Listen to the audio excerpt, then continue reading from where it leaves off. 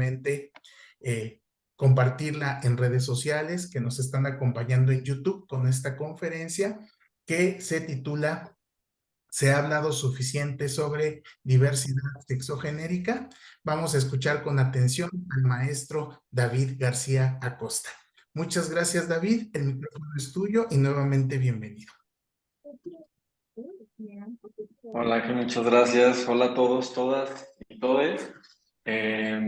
Gracias por la presentación, gracias por la invitación, por estar ahora acompañándoles en esta noche de martes.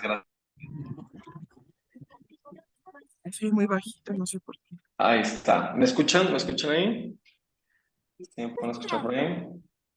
Todo bien, Muy bien, David. si quieren Todo poner, bien. va que Listo. va, perfecto. Entonces, bueno, les estaba dando las gracias por estar acá conmigo, compartiendo esta parte de su noche de martes, para hablar sobre, primero escuchar y luego hablar sobre diversidad sexogenérica. ¿Y por qué digo primero escuchar? Porque me gustaría que sí estén participando conmigo a lo largo de la primera parte de esa charla, pero por el chat. ¿Vale? Ya después habrá algunas indicaciones para activar el micrófono.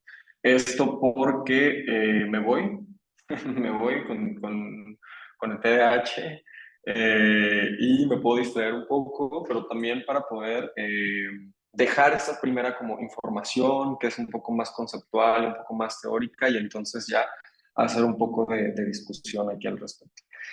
Les presento las diapositivas para el día de hoy. Me pueden ahí decir si creo que ya se está viendo en la pantalla. Entonces vamos a ponerla en grande. Parece que aquí ya se puede ver. Listo, David, ya te podemos ver. Gracias. Excelente. Pues, como les decía Ángel, y como seguro ya vieron antes de inscribirse acá, y espero que eso les haya llamado la atención para inscribirse, o no sé, no conozco tanto a mi público, ya me irán contando por ahí en oportunidad si son docentes o solamente son estudiantes, o hay de todo aquí un poco. Pero bueno, no sé sus motivaciones para estar acá, y quiero pensar que al menos algunas de ustedes fue porque les interesaba el tema, simplemente.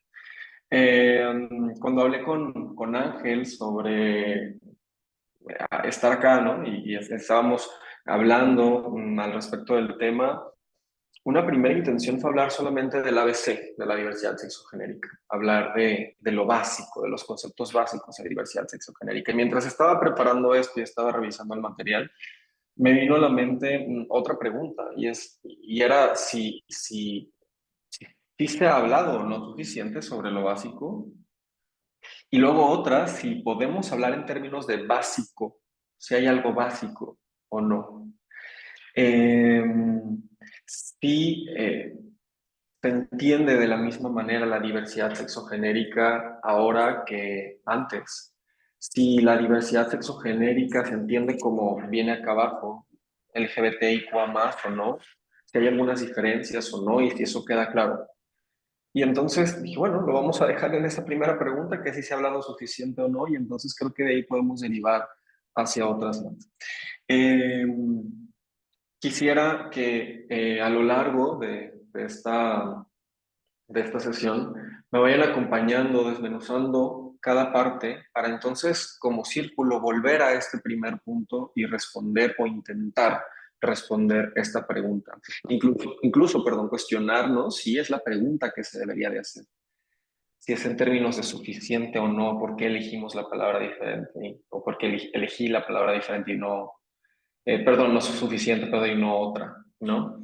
Espero lograrlo, espero que después de estos minutos con ustedes lo logren. Pero antes de empezar por ahí, de hacer mi intento de lograr lo que les acabo de decir, me gusta siempre dejar claro esto antes de empezar. Y es que puede sonar muy trillado, pero no lo sabemos todo, ¿no? Y como no lo sabemos todo, tenemos que cuestionarnos todo el tiempo, y cuestionar incluso a la persona que está frente a nosotros, cuestionarme a mí, evidentemente, ¿no? No porque esté yo aquí y porque ya he trabajado en estos temas, y Ángel les compartía información sobre mi trayectoria profesional, no por eso tengo la verdad de la vida, ¿no? Ni la verdad absoluta. Entonces tenemos que cuestionar todo el tiempo todo, y cuestionarnos, y bueno, yo sé que eso va a traer otro debate así todo el tiempo, todo, pero cuestionarnos también a nosotros mismos, mismas y mismas. Eh, porque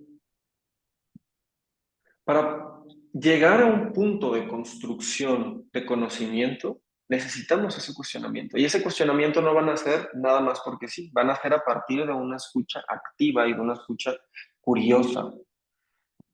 En este proceso de escucha, que es lo que les pedía también cuando empezaba aquí a hablar, que era primero escuchar y después comentar entre todos, todas y todas, puede suceder que existan diferentes incomodidades, ¿no? Que se presenten incomodidades. Algunas personas pueden sentir esa incomodidad cuando escuchan el todes, escuchan la E, ¿no? En los adjetivos o en algunos otros sustantivos. Algunas otras personas tal vez se incomoden cuando yo utilice la A o el todas, nosotras, para referirnos a quienes estamos aquí en vez del masculino genérico. Alguna otra persona sentirá incomodidad por la forma en la que hablo, por el ritmo en el que hablo, o más por el contenido, por lo que estamos diciendo. Y está bien sentir esa incomodidad, porque eso habla de que estamos parados y paradas desde diferentes lugares. Esto solamente refleja parte de nuestra historia. Pero les pido que soporten esa incomodidad y que sigan con esta escucha activa y curiosa. Y al final, muy probablemente la incomodidad baje. Y si no, entonces ahí será el momento para sacarlo, ¿no? Si no bajó esa incomodidad, entonces aquí va a ser el momento para decir qué les incomoda, qué les mueve. Pero algo que sí yo considero que no está en debate y que no tenemos que poner en tela de juicio es la inclusión. Podemos poner en tela de juicio el uso de la E o de la X o del femenino en vez del masculino genérico, pero no la inclusión per se. El reconocer que estamos hablando de personas, de vidas, de narraciones, pero de vidas, ¿no? Y voy a reiterar mucho esa palabra de vidas. Eh, Ahora, la forma en la que pensamos en este momento muy probablemente va a cambiar. Va a cambiar porque ahorita tal vez estás en un semestre y al final de tu carrera aprendiste bastantes otras cosas que hicieron que te replantearas cómo te veías a ti mismo incluso, ¿no? O porque estabas dando una asignatura y al final resulta que esa asignatura la das de otra manera y va a ser normal. Porque estamos en un proceso constante, somos seres en proceso, no estamos nunca acabados, acabadas, acabadas. Y entonces, si esto es cierto, si partimos de la premisa de que la forma en la que pensamos ahora va a cambiar, ¿por qué no nos posicionamos desde ahí y entonces nos abrimos a escuchar lo que normalmente no estamos acostumbrados a escuchar? Como por ejemplo, diversidad sexogenérica, ¿no? Tal vez, dando por sentado. Seguro que algunas personas ya saben varias de las cosas que vamos a estar mencionando, sin embargo, las voy a mencionar para todos despegar desde un piso parejo, ¿vale? Si no cambia esto a lo largo de tu vida, te invito a que te vuelvas a cuestionar. Y por último, les pido que, además de acompañarme con esa escucha activa, con cada sección de esta presentación se estén preguntando para qué nos sirve, y digo nos sirve en colectivo, para qué nos sirve conocer esto que estoy conociendo. Esta iba la primera actividad, la segunda, vaya, participación, actividad que les voy a estar pidiendo de manera como a lo largo, vaya, de toda la presentación. Una es la escucha y la segunda es esta pregunta constante. Y ahora esto nuevo que me está diciendo David, si es que es nuevo, si no, simplemente esto que me está repitiendo que yo ya sé, ¿para qué me sirve? ¿Para qué nos sirve conocer? Eh, yo sé que les estoy aventando ya varias preguntas sin pocas respuestas. Normal, vamos empezando. Pero lo voy a llevar un poquito más hacia lo particular. Vamos a dejar esta parte de lo general y nos vamos a centrar en preguntas todavía, pero en preguntas ahora sí más particulares con respecto a diversidad sexogenérica.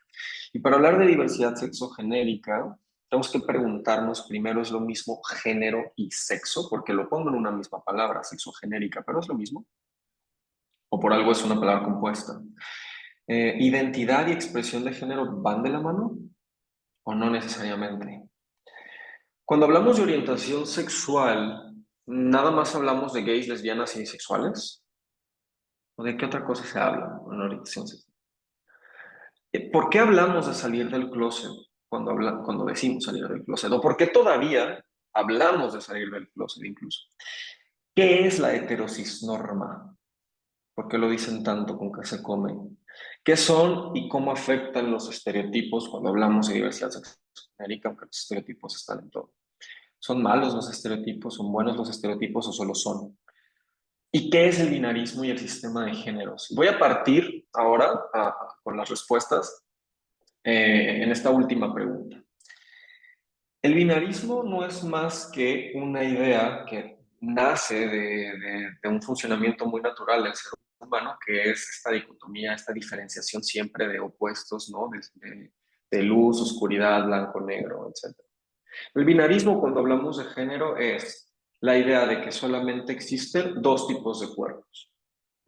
Un cuerpo que tiene pene, testículos y carga hormonal mayormente de testosterona, vamos a decir, y con ciertos cromosomas, y otro cuerpo, que es el cuerpo que tiene vulva, que además tiene en su mayoría estrógenos, progesterona, ¿no? Y que además estos son los únicos cuerpos existentes, invisibilizando otro tipo de cuerpos con otras combinaciones de los elementos que les digo como personas intersex, les atribuimos otro elemento más, que es el género. Y entonces a los primeros cuerpos que les decía que tienen pene, testosterona mayormente, les vamos a atribuir lo masculino, después de llamarlos hombres, evidentemente, ¿no? Llamamos primero hombres respecto a estas características biológicas y luego les ponemos masculino. Y a las mujeres, el nombre de mujer se lo vamos a poner a estos otros cuerpos. Y además lo vamos a relacionar con lo femenino. Y para de contar. Solo estos dos cuerpos con estas características biológicas y con estas categorías de género. Y a partir de ahí, o encima de esta idea binaria, es que nace el sistema de géneros. Y el sistema de géneros es el uso de diferentes dispositivos de poder, y yo sé que les estoy hablando ya con términos un poco ahí rebuscados, ustedes quieren, pero ahorita los vamos a ir desmenuzando poco a poco, pero son dispositivos de poder que llevan a que se perpetúe esta idea binaria, en donde además no están en igualdad de condiciones, porque el género masculino está por encima y a partir de un cuerpo, que es este cuerpo, tiene pene, etcétera, etcétera. Y que en función de eso van a cumplir con ciertas tareas, van a vestirse de determinada manera, van a comportarse y a relacionarse de determinada manera, van a tener privilegios, concesiones o no, van a tener castigos o no, por ejemplo, ¿no? Y entonces, sí, existen solo estos dos, pero uno está encima del otro. Y se les dice qué les tiene que gustar, qué tienen que hacer y cómo lo tienen que hacer a partir de estas características, a partir de la construcción del género. Sin olvidar además que la orientación sexual también está ahí y que la única orientación sexual válida es la heterosexualidad. Es decir, que yo como hombre me debo de sentir atraído sexoafectivamente por el sexo opuesto. Y digo sexo opuesto porque en esta idea binaria solamente existen dos polos. Entonces me tengo que sentir atraído por mujeres. Con esto estamos dejando varias realidades fuera. En primer lugar, como les decía, personas intersex. ¿Qué son las personas intersex? ¿Quiénes son? Ok, ¿quiénes son? Ahorita lo veremos. Estamos dejando otras orientaciones sexuales, ¿no? Más allá de que existen más allá de la heterosexualidad. Otras expresiones e identidades de género que se salen de estos encuadramientos binarios. Y estos elementos de los que estoy hablando componen la identidad sexogenérica. La identidad sexogenérica, entonces, esta caracterización individual que me va a ayudar a mí a conformar una autocomprensión, una forma de concebirme, de autodefinirme, y ojo, no todas las personas tenemos el derecho de autodefinirnos, ya veremos a qué me refiero con esto, pero de autodefinirme en función de lo que les acabo de decir, del sexo, de la identidad de género, o más bien del género dividido en dos, que sería identidad y expresión, de la orientación sexual. Y estas características que integran mi identidad sexogenérica, además también van a influir en la forma en la que yo me desenvuelvo en la sociedad. cómo me comporto, cómo utilizo mis manos al hablar o no, cómo reprimo ciertos impulsos probablemente, reprimo ciertos comportamientos, con quién me relaciono, de qué manera, amistosa o no, sexoafectivamente o no, a quién le digo cómo me relaciono o no lo digo nunca. Entonces, estas características o estos componentes de la identidad sexogenérica no son nada más una descripción de un cuerpo o de una vida. Van más allá porque están presentes en cada interacción que yo tengo, en cada decisión incluso que yo hago. Les dejo una pregunta. ¿Eso pudo haber influido, por ejemplo, en mi decisión de carrera? Yo como soy un hombre gay, si no había quedado claro, lo digo, soy un hombre gay. Yo estudié primero Derecho y ya después en un punto de la vida empecé a estudiar Psicología. Y entonces, ¿esto pudo haber influido en mi decisión de carrera o no? No lo voy a responder, lo voy a dejar por ahí. Pero bueno, vamos yéndonos más a lo particular sobre estas cuatro categorías de las que les hablaba que integran la identidad sexogenérica. ¿Bien? Aquí les estoy poniendo una imagen que a mí me parece de bastante ayuda para poder entender esos diferentes componentes y que de manera didáctica se separan, pero que no, pues que no se viven así, ¿no? Estos componentes de la identidad no es como que los vivimos por separado, claro que no nos damos cuenta, ¿no? O sea, sí nos damos cuenta, pero lo estamos viviendo todo el tiempo, ¿no? Y de manera integrada. Sin embargo, aquí está separado y está separado en inglés, ya sé. Aquí hay otra crítica, porque varios de estos materiales están en inglés. Sí hay una versión en español, pero es una versión más corta, ¿vale? Si ustedes conocen alguna otra parecida a esta, que no sea la galleta de jengibre, único de jengibre, si alguien sabe de lo que estoy hablando, adelante, ¿eh? Yo me di a la tarea de buscar algo muy similar a esto. En español y no lo encontré, pero bueno, ahí hay otra crítica de empezar a descentralizar desde estas ideas anglosajonas, ¿no? Desde estas ideas norteamericanas, europeas, y traerlo a lo latino, traerlo al español y a nuestras realidades. Pero bueno, aquí se fijan y haciéndole zoom al unicornio volador del género que es este ser mítico que se utiliza para poder hablar de los componentes de la identidad sexogenérica, y que se utiliza así para podernos entonces salir de la idea de humanos, ¿no? Y entonces no entrar aquí en conflicto. Que yo voy a nombrar en masculino porque es unicornio, pero quiero pensar que por ser un ser mítico inexistente no tiene género. Pero bueno, para que sea más fácil voy a nombrarlo el unicornio. Tiene diferentes imágenes aquí alrededor, fíjense. Está como en una nubecita un arco iris, está el corazón, un símbolo que representa las hormonas, una hojita tapando donde normalmente se ubican los genitales, eh, símbolo de ADN, y luego estos puntitos verdes alrededor, como cubriendo la parte externa del unicornio. ¿Por qué, por qué están ahí? Porque cuando nos vemos, nos vamos más bien al otro lado de las definiciones, a los conceptos, a los textos, ya los vemos como por separado, ¿no? Entonces vamos a empezar por la identidad de género. Así como lo representa esta imagen o como intenta representar la imagen para que se entienda de manera más sencilla, la identidad de género está en la mente. La identidad de género entonces es esta sensación, experiencia interna de cómo yo me asumo en cuanto al género. Y entonces yo cuando nací me asignaron o me impusieron nombre, es más, antes del ultrasonido me pusieron hombre a partir de mis órganos sexuales. Y me fueron criando con características masculinas. Entonces yo en algún punto me asumí, o tal vez no en un punto en específico, pero a lo largo de mi vida me asumí como hombre y me sentí cómodo como. Entonces yo me identifico como hombre, ¿no? Pero ¿qué pasa si en el ultrasonido hubieran visto una vulva y en los estudios, que pocas veces se hace algún tipo de cariotipo o algo así? Normalmente si no eres persona intersex no se hace, pero los estudios nada más ven los órganos sexuales, determinaban que era una mujer porque tenía vulva. Y yo conforme iba creciendo, a pesar de mi educación ser más de hombre o algo más desde la masculinidad imperante, Yo de repente digo, eso, yo tengo que asumir algo que toda la vida he sentido y es que me siento más como mujer, conforme lo que yo he aprendido que es una mujer, me siento como mujer, no me siento como hombre a pesar de que me educaron. Entonces mi identidad va a ser de mujer. En el primer caso, que es mi caso, si yo, que me pusieron hombre, y me identifico como hombre, voy a decir que soy un hombre cis, o un hombre cisgénero, ¿ok?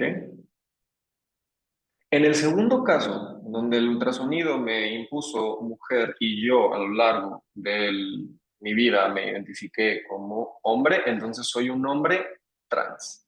Aquí está. ¿Ven? En los dos casos estoy acá. En un caso, supongamos que vamos a poner aquí cisgénero y lo vamos a borrar de acá. Yo me lo pondría acá, ¿no? Esta es mi identidad ahorita. No es que vaya por el mundo diciendo que soy un hombre cisgénero, ¿no? Solamente soy yo. O yo soy hombre, no necesariamente tengo que decir cisgénero. Se crea la categoría cisgénero para no dejar a lo trans como lo raro y como lo extraño y lo otro como lo normal, ¿no? Porque antes era como, soy hombre, pero él es hombre trans. Yo soy mujer, ella es mujer trans, ¿no? Entonces ahora soy un hombre cis porque coincido con lo que me hicieron al nacer y otra persona es una mujer trans. Y hay personas como Wendy, de la Casa de los Famosos, que se autodefine como mujer trans. Hay otras mujeres trans que no necesitan decirse mujer trans, simplemente son mujeres y ya. ¿Vale? Es para entender esa parte también de la... Ahorita les voy a poner otra diapositiva para desmenuzar un poquito más. Ahora, les estoy hablando de términos binarios, pero hay personas que no se sienten parte de estas categorías, que no se identifican como parte de estas categorías ni de hombre ni de mujer, y entonces podríamos estar hablando de personas no binarias o de otras personas. Y lo no binario entra en lo trans, pero ahorita lo veremos. Les hacía una pregunta al principio y tenía que ver con la expresión y con la identidad y si iban de la mano. Aquí les digo que no necesariamente, porque tal vez yo, a simple vista, por mi barba y no sé, por algunos otros rasgos de masculinidad, alguien al verme en la calle dice es hombre, ¿no? Este sesgo en este aprendizaje en automático, pues lo lleva a la conclusión de que soy un hombre. Eso, la forma en la que yo me he visto, determina cómo me siento por dentro. La otra persona, solo porque yo me veo como hombre o como socialmente en esta sociedad, además, me indicaron que nos enseñaron que es hombre. Eso determina que yo soy hombre. ¿Cómo sabe que soy una persona no binaria? ¿Mm? ¿Cómo saben que ustedes ahorita me ven nada más del pecho para arriba, pero como saben que no estoy portando una falda ahorita? Que entonces se salga incluso mi expresión de género desde la expectativa social. Entonces, en la expresión de género vamos a hablar de masculino, si es que se adecua a lo que socialmente se entiende como masculino o femenino, ¿no? O personas con una expresión de género más neutral, más indefinida, más no binaria también. Y ojo, no van de la mano porque la forma en la que yo me he visto no determina cómo me siento. Yo podría usar una falda, sí, y no necesariamente ser una persona no binaria. Solo mi expresión es no binaria, pero yo por dentro sigo autodefiniéndome como hombre, ¿no? Entonces, hasta aquí les estoy dando como varios conceptos. Podemos entender que el género se divide en esos dos puntos. Se puede dividir en más dependiendo de las teorías, ¿no? Pero en estos básicos, que es identidad y expresión, y no necesariamente van de la mano, aunque eh, es parte, muchas veces es parte de mi forma de autodefinirme como hombre, puede ser expresada desde la expresión también de género, desde cómo me he visto. Pero probablemente mi forma de hablar o la forma de utilizar mis manos no sean consideradas tan masculinas. Entonces yo no me puedo poner acá. Ahí. No puedo rayar, no sé por qué no puedo rayar, pero espérenme, se trabó esto. Listo. No necesariamente me puedo poner acá. Puede ser que es mayormente masculina, pero entonces me quedo acá. Porque además tengo un piercing, porque además tal vez tengo un tono de voz distinto a lo que se espera de un hombre. Y esa es la trampa un poco del género. Cuando realmente encajamos en esta expectativa de femenino o masculino, ¿no? Y cuando nos salimos de eso. Las mujeres ahora usan pantalón de manera muy común, pero antes eso no era visto así. Y entonces ahí pasamos a otros elementos importantes del género, que tiene que ver con un consenso social, tiene que ver con un constructo social. El género, ¿sí? Es determinado por una sociedad en un tiempo y en un lugar específicos. No es lo mismo ser hombre en México que en Corea, por ejemplo. No es lo mismo ser hombre en 2023 en México que en 1950, probablemente. Y entonces el género es, al fin y al cabo, un consenso social, un constructo que originalmente o tradicionalmente se atribuía a los cuerpos de hombre y de mujer, y entonces masculino para hombre y femenino para mujer, y con ello todas las otras cargas que el género trae, que no nada más tiene que ver con cómo me visto, con cómo muevo las manos, sino también qué tengo que hacer a partir de esto. Esto, cuando yo hablo de esto y cuando hablo de cuerpos, estoy hablando de el sexo. El sexo son entonces estas características biológicas, anatómicas, pero también hormonales, están en este otro lado, cromosómicas o nodales. Entonces, el sexo es también un espectro, al igual que el género. El género, lo que se va entendiendo hasta ahorita, no nada más está no nada más es binario, ya lo vimos, pues el sexo igual. Las características biológicas no son binarias, como lo podemos ver en esta parte del gráfico. Si lo vemos o lo entendemos como un espectro, tal vez por un lado podemos poner vagina o vulva y por otro lado pene con testículos, pero luego hay diferentes órganos sexuales de personas intersex que no son ni una vagina, que no son un pene y que no necesariamente son patológicos, ¿ok? No necesariamente hay una enfermedad en esto, hay una diversidad corporal.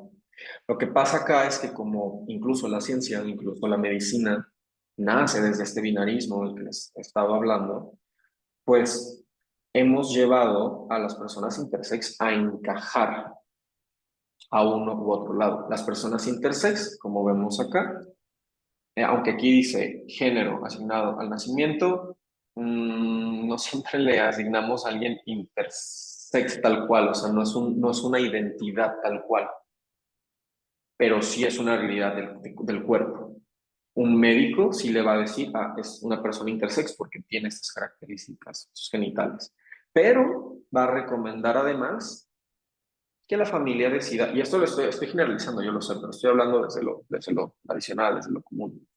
Le va a decir a la familia como pues, miren, es más sencillo si extirpamos esto que es un testículo, pero que no se alcanzó a desarrollar, y entonces armamos aquí quirúrgicamente una vulva y se le educa como una niña, ¿no?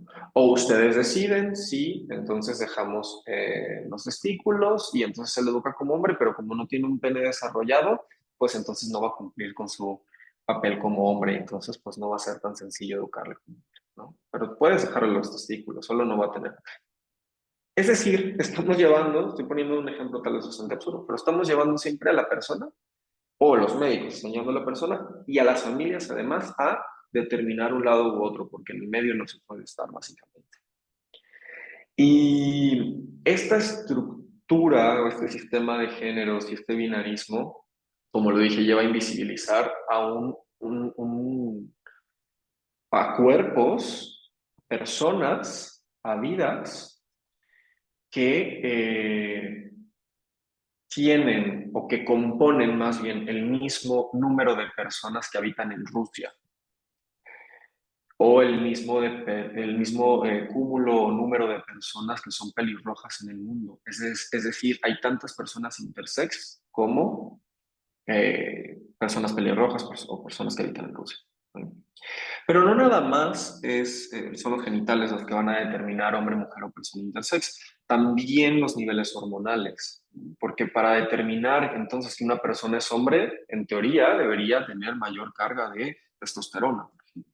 Pero lo que les decía hace ratito, no todo el mundo se hace un estudio para saber a menos que se necesite, ¿no? Que se necesite a partir de una patología o algo, para conocer sus hormonas o la carga hormonal con la que cuentan, ¿no?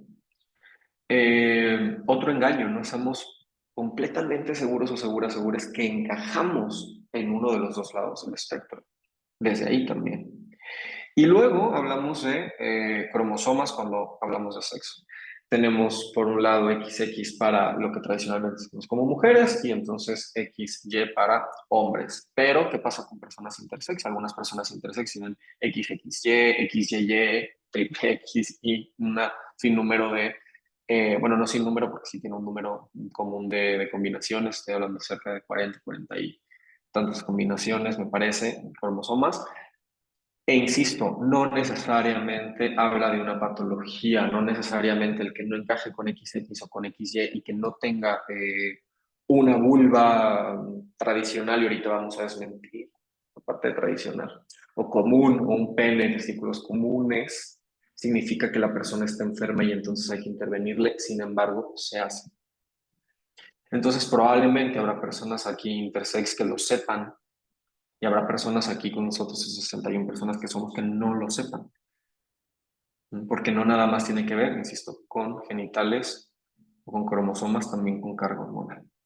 Desmintiendo una vez más que lo biológico es binario, porque lo biológico tampoco es binario. No es cierto que todos somos hombres o mujeres, ¿no?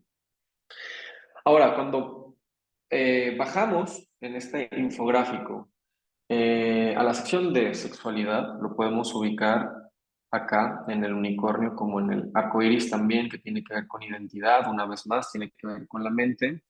Podemos ver después los corazones, que tienen que ver como con la atracción física o emocional y romántica, pero también puede ser sexual.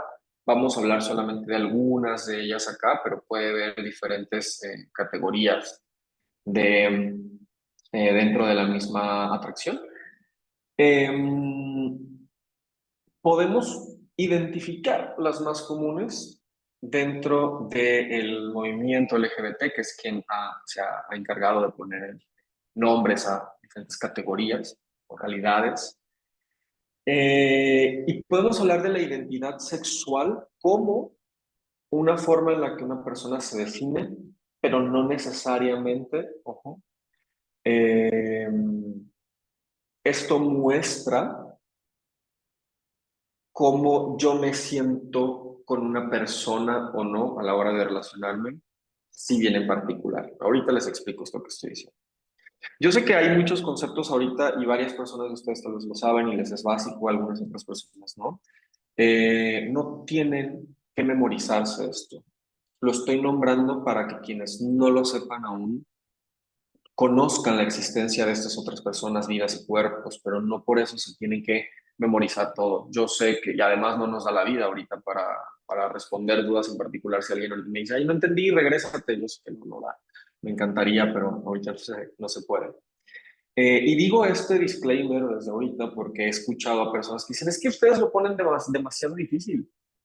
A ustedes los LGBTs le ponen nombre todo y entonces ya es ABCDX y entonces uno no está forzado a tener que saber. No, yo no sé.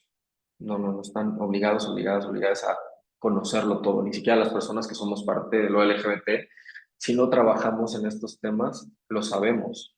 Incluso estando en estos temas, ahorita se están dando otras ideas. Probablemente ustedes tengan otra información.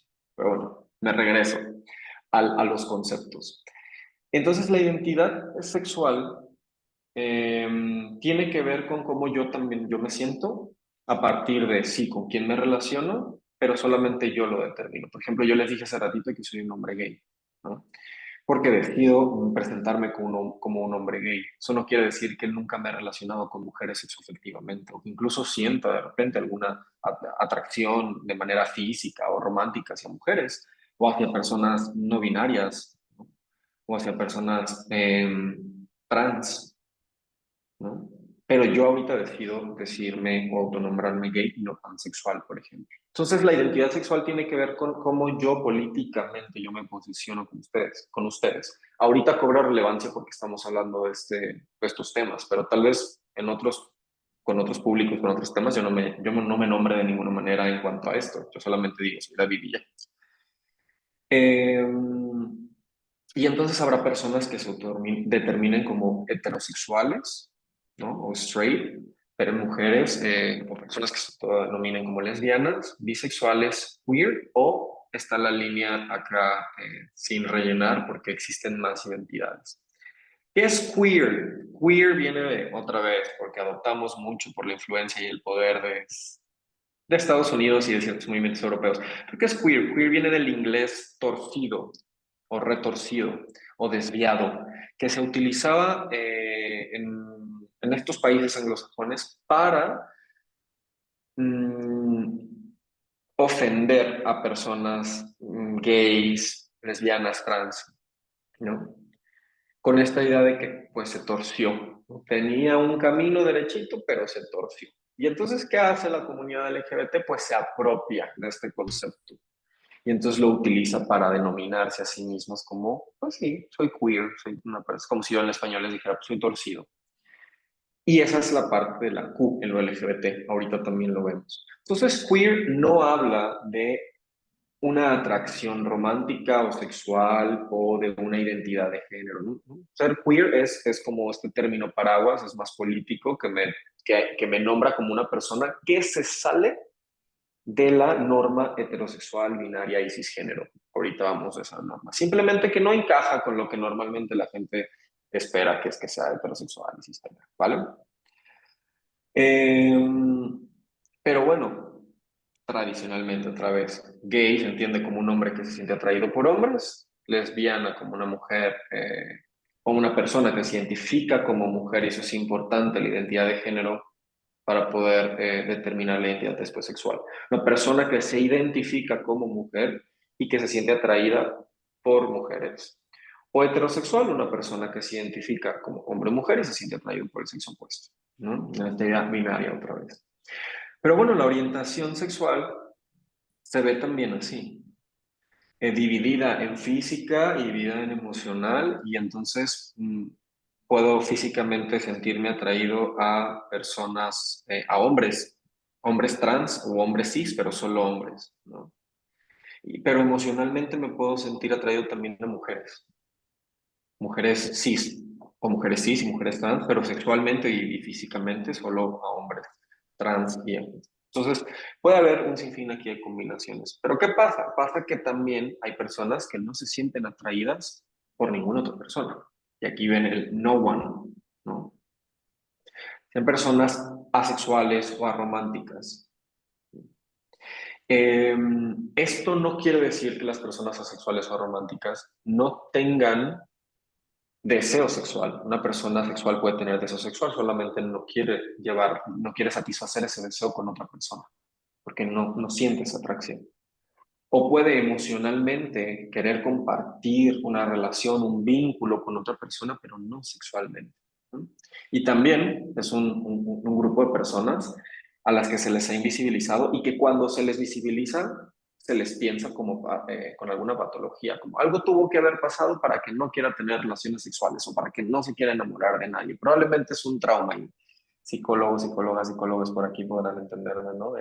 Que se habla mucho de trauma y algo debió de haber pasado en la infancia para determinar y entonces estamos buscando los porqués para entonces querer explicar cómo algo se salió de esta norma heterosexual y además cisgénero y además alosexual.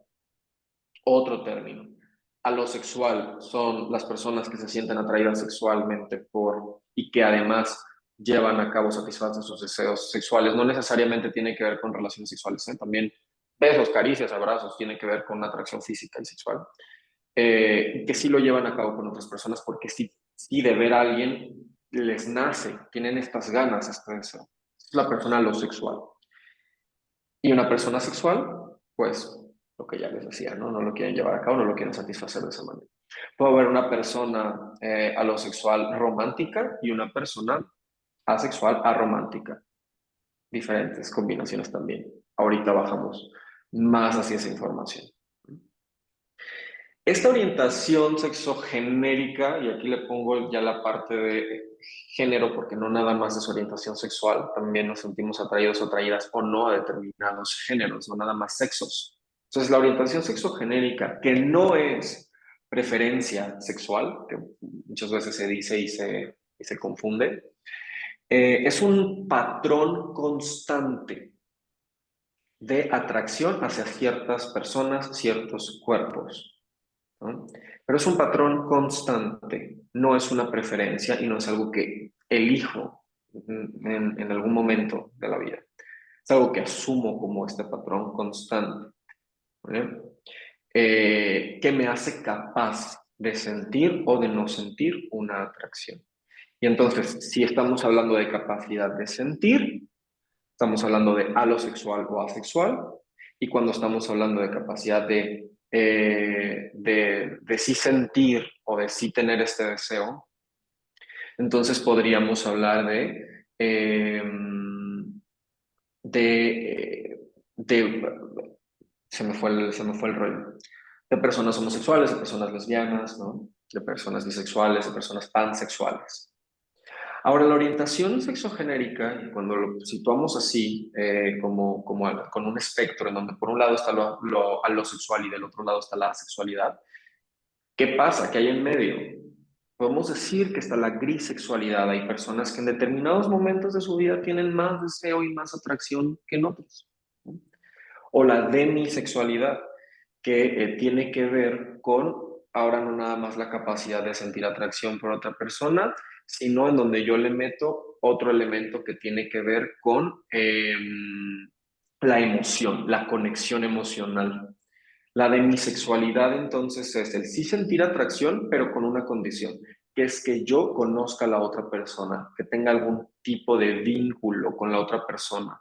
Y entonces ya yo pueda tener esta atracción física o sexual, este deseo ya sea viva y entonces yo quiero materializarlo, si no, no. Eh, Cuando hablamos no nada más de conexión emocional, sino de conexión mental, podemos hablar de otro componente o otra variación de la orientación sexual, que es la sapiosexualidad, por ejemplo, ¿no? Las personas que se sienten atraídas por otras personas a partir de cómo piensa, de la inteligencia de la otra persona.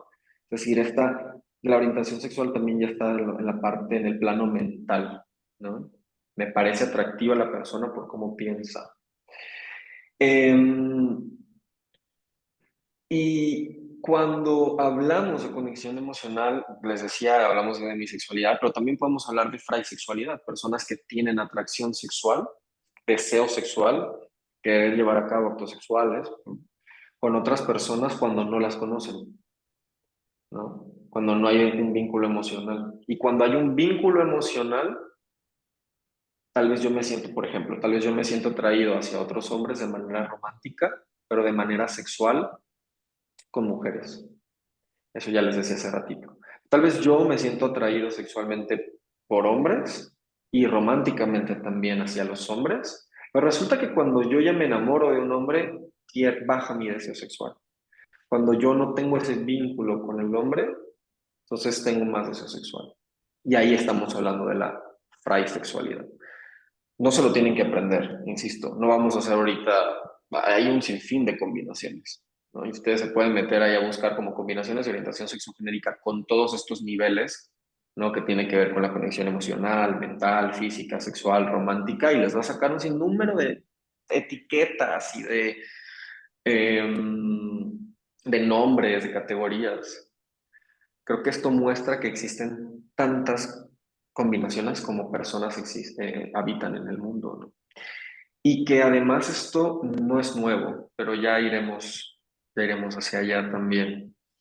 Lo importante aquí es que vean cómo Pues normalmente hablamos de una parte de la orientación sexual y pensamos en gays y en lesbianas y en bisexuales, ¿no? Pero no pensamos en tal vez todos estos otros componentes de la orientación sexogenérica. A veces lo reducimos a la preferencia sexual, cuando la preferencia sexual es qué me gusta más, de chaparritos, altos, güeros, o pelo negro, de qué manera me gusta tener cierto contacto sexual, es la preferencia sexual, ¿no? Nada más para también no dejarlo ahí en el aire, porque solo les dije que no era lo mismo y no lo definí.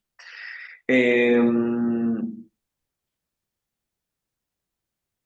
Les hablaba sobre la identidad de género y la identidad de género la tendemos, perdón, a verla como lineal, ¿no? Como un punto u otro y además binaria o una combinación dentro de ese binarismo. Pero la identidad de género es más como esto, como una nube que empieza a difuminarse, que tal vez para un lado tiene un color más particular y para el otro puesto y en el medio hay una combinación, pero luego si nos vamos hacia abajo se va difuminando. Esa es una identidad, esa es la identidad, perdón, de género. Es determinada por las personas a partir de su historia, a partir de donde habitan, a partir de su generación incluso, y puede de repente encajar con un lado, con otro, rechazar las ideas binarias, ¿no? Estar acá, o rechazar el concepto per se del género. Y entonces se puede también separar de esta manera.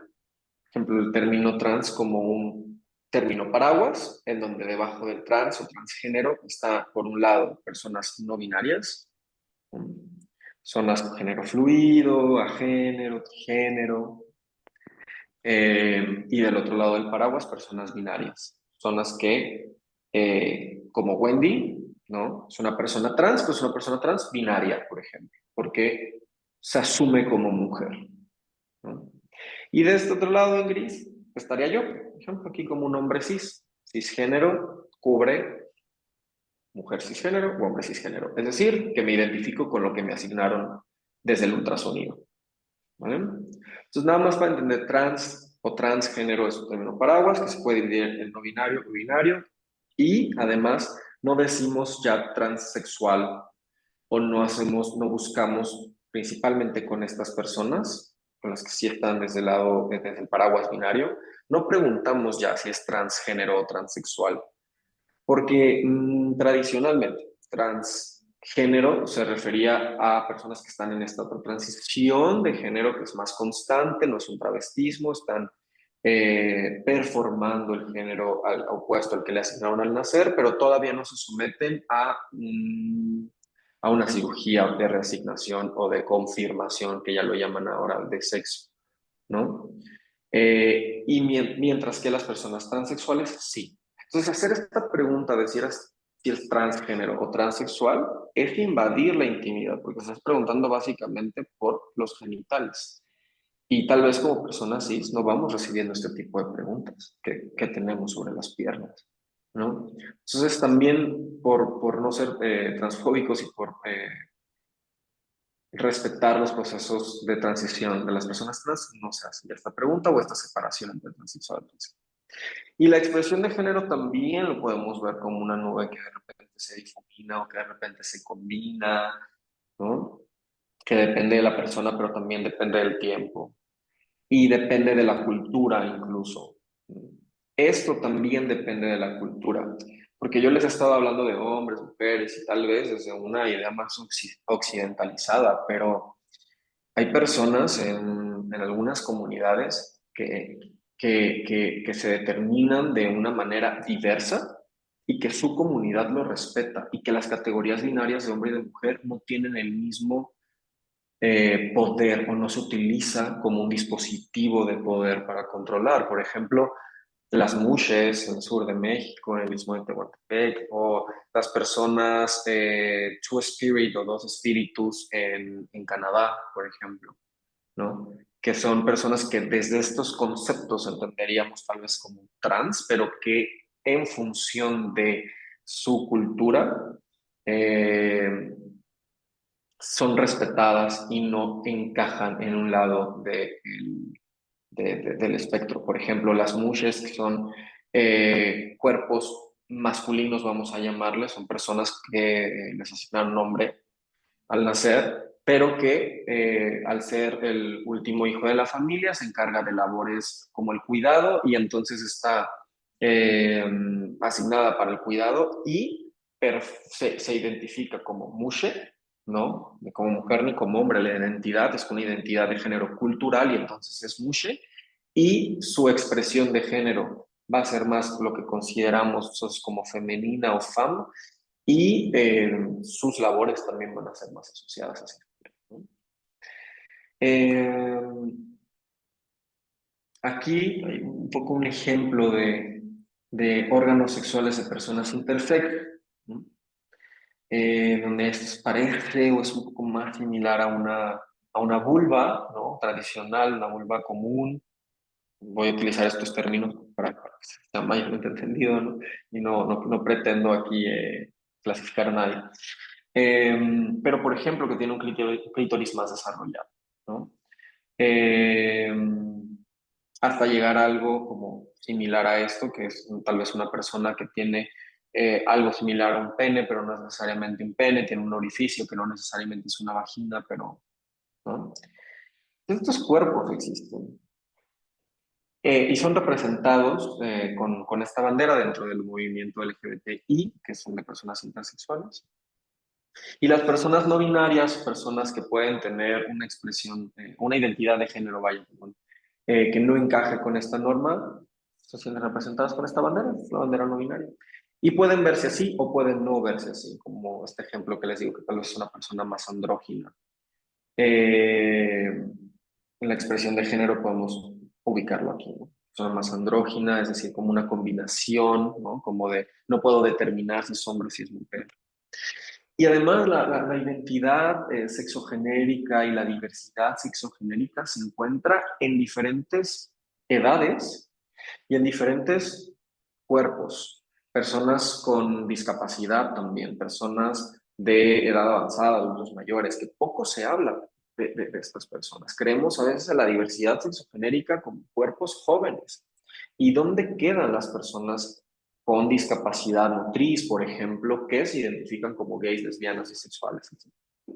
Otro mito que hay que derribar dentro de la bisexualidad es que las personas bisexuales solamente se sienten atraídas a hombres y mujeres. Antes se utilizaba el término bisexual para eso, para nombrar a las personas que se sienten atraídas tanto como por hombres como por mujeres, pero pero en la actualidad esto queda un poco corto y además no representa la diversidad porque es, insisto, binario y deja fuera la posibilidad de sentirse atraídos, o no nada más de sentirse atraídos, sino de que existan más géneros, ¿no? Entonces las personas bisexuales se les entiende como personas que se sienten atraídas por dos o más géneros, ¿vale? Que es diferente a pansexual, que es una orientación también sexual. La pansexualidad es más de me gustan las personas, no veo el género, ¿no? Eh, pero bueno, estos elementos de los que he estado hablando de manera rápida y que yo sé que puede ser confuso y que estoy dejando algunos cabos ahí sueltos, los vemos presos en las siglas, las letras que componen el acrónimo del LGBTIQ+, la L son las lesbianas, gay de hombres que se sienten atraídos por hombres, bisexual, ya lo hablé, personas trans, ¿no? Personas intersex, queer, personas asexuales, y el más habla de la posibilidad y de que existan más identidades, ¿no? Y que todas esas que ya existen o que están por ser nombradas caben en este mismo movimiento. Y entonces las primeras tres letras tienen que ver con orientación sexual, la T con identidad de género, la I con el sexo, el queer es un término político y paraguas también, y la sexual nuevamente con orientación sexual. Originalmente este acrónimo tenía la G al principio, porque claro, como hombres, pues tendemos a ocupar la mayoría de los espacios en primer lugar, ¿no? Sin embargo, a raíz de la epidemia del VIH-Sida en Estados Unidos, se decide cambiar el lugar de las letras y poner la L primero, haciendo un homenaje a las mujeres lesbianas, porque fueron quienes ayudaron más a la comunidad que se vio mayormente afectada por el VIH-Sida, que fueron hombres que tenían sexo con hombres, o gays y personas trans, principalmente mujeres trans. Porque otras personas no se querían acercar por todos los mitos que había alrededor del primer llamado gay cancer, que ahora entendemos como, o el cáncer gay, cáncer rosa, que ahora entendemos como VIH, slash SIDA, que no es lo mismo. Y bueno, no es lo mismo que diversidad sexogenérica. ¿Por qué? Porque cuando hablamos de LGBTIQA+, si bien hablamos de personas que son parte de la diversidad sexogenérica, estamos hablando de un movimiento institucionalizado, de un movimiento político. Y hay personas que sí son parte de la diversidad sexogenérica, pero que no se sienten representadas por estas siglas, ¿no? Que no se sienten representados por estos movimientos. Y no porque no se considere LGBTIQA+, no significa que no sea parte de la diversidad sexogenérica. Incluso hay personas que dicen que la heterosexualidad es parte de la diversidad sexogenérica. Yo digo que no, porque cuando hablo aquí de diversidad, estoy hablando de aquello que se sale de la norma eh, tradicional, que es la heterosexualidad y el ser cisgénero. Ahora, el género está en todo, y los sesgos también. Y ahorita vamos a comprobar cómo sí. Yo me voy a callar la boca un ratito, o al menos no les voy a hablar ya de forma como muy teórica y conceptual. Quiero que hagamos un ejercicio, que sin activar su micrófono me pongan en el chat lo que imaginan si fueran personas LGBTI o si algunas de ustedes ya lo son. Y ojo, si se sienten si sienten que es un tema sensible para ustedes, pueden no hacer este ejercicio y esperar a que pasemos a otro punto de la presentación. Pero para quienes no son, imaginen que lo son, y para quienes son, imaginen de todas formas que salen del closet o que asumen su orientación o su identidad de género diversa frente a la siguiente persona. Quien sepa quién es, porfa, no me lo diga, no lo ponga ahí. No, pero sí pónganme en el chat una o dos personas mínimo, quien quiera participar. ¿Qué sentirían y cómo creen que reaccionaría esta persona si salen del closet frente a ella?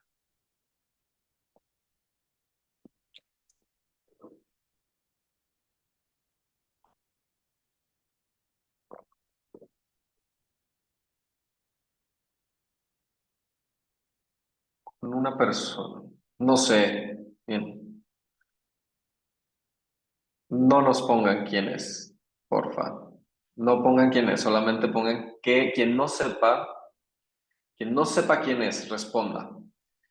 ¿Qué sienten? Dice, se ve buena onda, tal vez me diría que cómo llegué a esa conclusión, quizás miedo, me dice otra persona, no, miedo, no sabe, miedo a ser juzgada, realmente desconozco quién es, pero su mirada me provoca confianza, ok, escuchar e intentar entender si no es su área, dice, no le diría a otra persona de inicio, no le diría, nos diría a las lesbianas que estamos rompiendo el mandato de la heterosexualidad obligatoria, claro. Me da la impresión de que me daría su apoyo. Fíjense cómo me dice, pues más allá, pues allá tus gustos, tú sabrás, ¿no?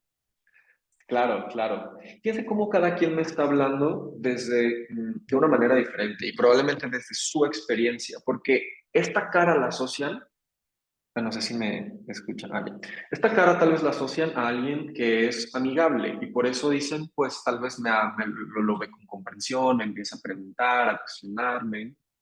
Pero tal vez otra persona, o algunas de ustedes que respondieron por ahí que se sentirían miedo, se sentirían juzgadas, pues han tenido una experiencia de vida en donde asocian esta imagen de una persona de edad avanzada con conservadurismo, con exclusión, con tal vez siendo más ortodoxas a una religión que no permita la diversidad sexual o algo que se salga de la heterosexualidad, ¿no?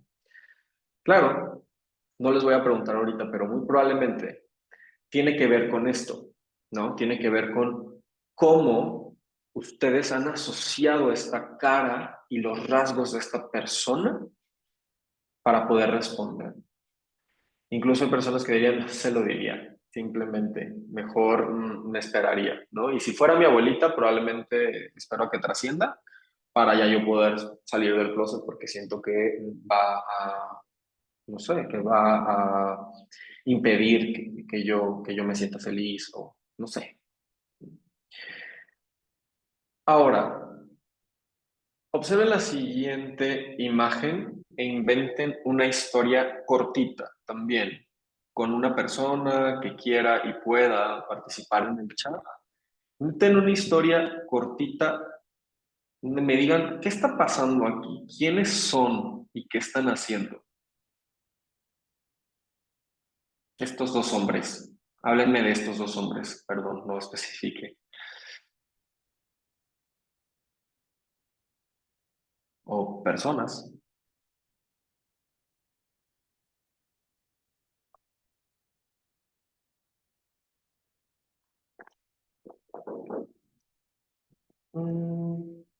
Son amigos y van a pasar simplemente por la calle, ¿no?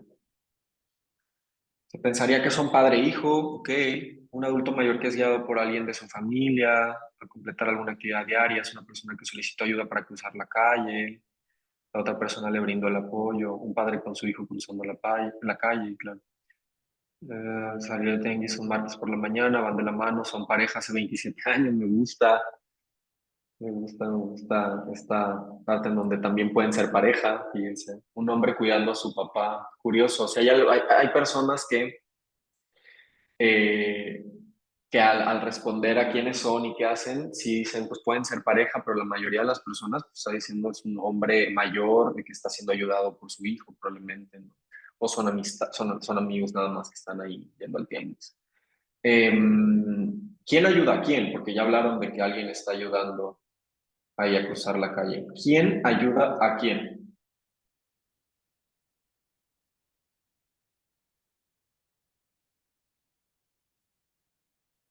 Me encanta ese último comentario. ¿Quién es el que ayuda a cruzar la calle o quién es el que cuida a quién? Dígame. El más alto ayuda al que trae la bolsa. Gracias. El hijo, el papá. El más alto ayuda al otro. Excelente. Y cuando lo vemos desde esta perspectiva, ¿quién ayuda a quién? Puede ser que el alto, aunque traiga bastón, está ayudando al que es más bajito porque es mayor, ¿no? Pero ¿por qué no podría ser el otro ayudando al más alto porque es el que tiene bastón? ¿Por qué no podrían ser pareja? ¿No?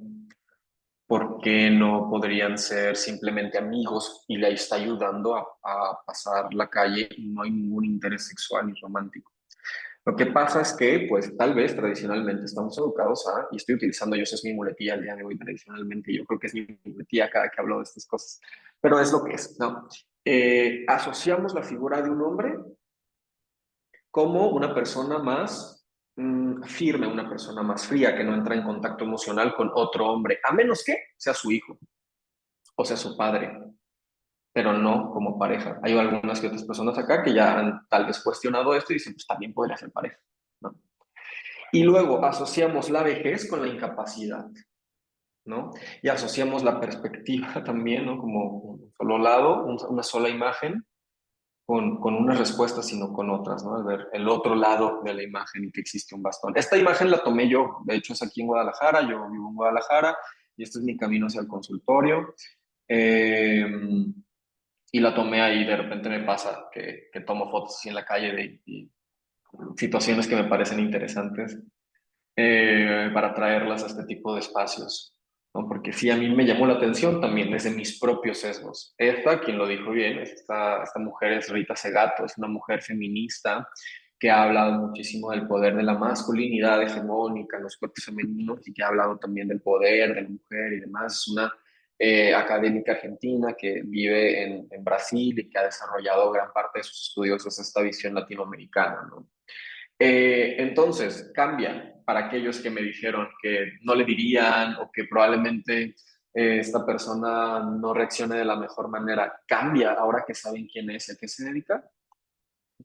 Entonces, el producto, más bien el origen de algunas de sus respuestas o de todas sus respuestas tiene que ver con estos sesgos inconscientes, que no son más que suposiciones, creencias o actitudes adquiridas y que se crean de manera automática para nuestra supervivencia. Es decir, no son malos per se, es resultado de un funcionamiento o de un comportamiento evolucionado que nos ayuda a ahorrar energía. ¿Ok? Porque no vamos por la calle tal vez cuestionando de manera súper reflexiva si algo es peligroso para nosotros o no. Yo veo una escena sospechosa y de lo que yo aprendí que es peligroso para mí y entonces yo decido alejarme. No empiezo a cuestionar es o no es, simplemente de verlo, me muevo y entonces me cuido. ¿Vale? Y esto es bastante válido. No quiere decir que por tener estos sesgos inconscientes yo sea mala persona. El problema es que muy comúnmente son errores que provocan imprecisiones e intuiciones erróneas que puedan marcar posibles comportamientos discriminatorios. No es lo mismo, por ejemplo, que yo siendo un hombre blanco en Estados Unidos vea un grupo de hombres con rasgos latinoamericanos, ¿no? Y que entonces yo no me sienta seguro como hombre blanco pasando enfrente de ellos porque a mí me enseñaron que ellos es sinónimo de inseguridad o personas, por ejemplo, afroamericanas, ¿no? Y entonces yo decido alejarme. No es lo mismo que yo tome esta decisión a partir de lo que veo de este grupo de personas, personas pertenecientes a estas minorías, que llamarle a la policía y aventarse porque yo considero que son peligrosas. Ahí ya estoy teniendo un acto discriminatorio que nace de un sesgo inconsciente que tiene que ver con que a mí me enseñaron que eso es peligro, ¿no? Ahora, cobra relevancia también, no solo porque puede llevarnos a errores y puede llevarnos a actos discriminatorios, sino también porque están muy relacionados con los estereotipos. Los estereotipos son esta visión generalizada que tenemos de un grupo de personas y que no necesariamente son malos, a veces solo son. Y nacen por rasgos bien particulares que son compartidos por la mayoría de este grupo de personas, ¿no? Pero no es lo mismo que yo diga que las personas en Italia son gritonas o que las personas en Italia son amorosas, ¿no? Bueno, románticas, coquetas, ¿no? A decir que yo no me voy a relacionar con las personas italianas porque considero que son bastante sucias. ¿No? No es lo mismo que yo diga que las mujeres normalmente son más sensibles a no invitar a una mujer a mi grupo de trabajo porque la considero débil. ¿Me explico? Entonces, estos estereotipos están asociados a ciertos grupos, ciertos cuerpos y ciertos grupos de personas a partir de características a veces compartidas eh, que pueden llevarnos a dar por sentado cosas. Este dar por sentado cosas que no nos cuestionamos y que son basados además en rumores, ¿no? Son normalmente prejuicios. Y estos prejuicios eh, tienden a ser negativos con lo desconocido. En este caso, si las personas de la diversidad sexogenérica es lo desconocido, si no entendemos una persona trans, una persona no binaria, una persona gay, lesbiana, si no conocemos eso, probablemente perpetuemos con mayor facilidad estos prejuicios en contra de ellos porque es diferente a mí. ¿no? Y digo probablemente, pero no sé qué tan probable sea, pero posiblemente suceda. Porque es así, ¿no? Están alimentados por estos sesgos inconscientes, porque en la sociedad está impreso, porque nos ayuda a ahorrar energía, por mil cosas, por quedar bien, ¿no? Y también por un ejercicio de poder que es perpetuado por diferentes voces institucionalizadas. El prejuicio, ahorita voy con esto, yo sé que les estoy hablando también con ciertos términos más políticos, pero ahorita voy a eso. El prejuicio entonces es la suma de una creencia sobre un grupo de personas más un sentimiento de antipatía. No me quiero relacionar con esta persona, ¿no? Los estereotipos es los hombres a lo azul y el fútbol, las mujeres hacia lo rosa y la cocina, la comida y la belleza, ¿no? Los prejuicios es las mujeres son débiles o las mujeres tienen que obedecer a los hombres. Lo estoy poniendo también muy... Pero pasa y se sigue creyendo y se sigue perpetuando de esa manera. Los hombres tienen que ser proveedores, es un estereotipo y es un mandato, por ejemplo, de género, y puedo yo tener un prejuicio también en contra de los hombres. Nada más que, pues, los cuerpos masculinos, como les decía al principio, en este sistema de géneros, pues al final ostentan más privilegios. No quiere decir que todos los cuerpos masculinos lo hagan, porque hay cuerpos masculinos en personas trans. O porque si hablamos de intersecciones, es decir, de estas otras categorías o componentes de mi identidad, que pueden ser edad, que puede ser raza, aunque no vamos a hablar en términos de raza, puede ser color de piel, que puede ser poder adquisitivo, nivel socioeconómico, también van a determinar, pues, qué tan privilegiado, qué tantas concesiones, qué tantos castigos me dan o qué tan oprimido soy. ¿Okay? Y van a ser determinados a partir de un grupo de personas que perpetúa la idea de que solamente hay un cuerpo que es el deseable. Normalmente el del hombre blanco, heterosexual, joven, ¿no? Muchas veces cristiano, rico, de clase media para arriba. Y todo lo que se va saliendo de esto, entonces ya no es tan deseable en la sociedad. Y esto es inconsciente, ¿no? Esto es inconsciente, lo vamos haciendo como resultado, o vamos relacionándonos así como resultado de lo que nos han dicho. Ahora, yo les decía hace ratito que la diversidad sexogenérica no es algo nuevo. Tal vez es nuevo un cierto concepto por ahí, pero ha existido desde que el humano habita la Tierra. Lo que pasa es que con diferentes movimientos sociales, con diferentes dogmas religiosos, es que se fueron censurando en algunas sociedades, es que se fueron prohibiendo, ¿no? Es que se fueron creyendo como algo patológico, como algo enfermo, como algo desviado, se fue censurando, ¿no? Pero insisto, ya les di ejemplos de comunidades en donde el género, la diversidad de género no es mal vista, ¿vale? Pero bueno, en la generalidad acá es que sucede y sucede porque este ejercicio de poder les hacía preponder a la heterosexualidad y el ser cisgénero. Eso es la heterocisnorma, es la expectativa de que todas las personas nos tenemos que sentir atraídas por el sexo opuesto y y que no podemos no identificarnos con lo que nos asignaron al nacer, ¿no? Y a partir de esta heterocisnorma es que se hace necesario, entre comillas lo pongo, salir del closet. ¿Por qué? Porque si no existiera esta heterocisnorma, esta expectativa y esta obligación de que tienes que ser heterosexual y cisgénero, ¿alguien tendría que decir que es gay? Claro que no. Pongo entre comillas lo de salir del closet porque ese es otro debate, pero lo dejaré al final si nos da tiempo el concepto de salir del closet, porque es problemático. Y entonces, bueno, todas las personas que se van saliendo de esta expectativa social tienden a ser castigadas de manera a veces simbólica y a veces no tanto, por medio de la LGBT-fobia, ¿no? Por medio de la homofobia, por medio de decir eso no. Todos estos son ejercicios de poder y el poder tiene como función el controlar otros cuerpos, a estos cuerpos que son subordinados desde la idea de un solo cuerpo hegemónico y que es el deseable.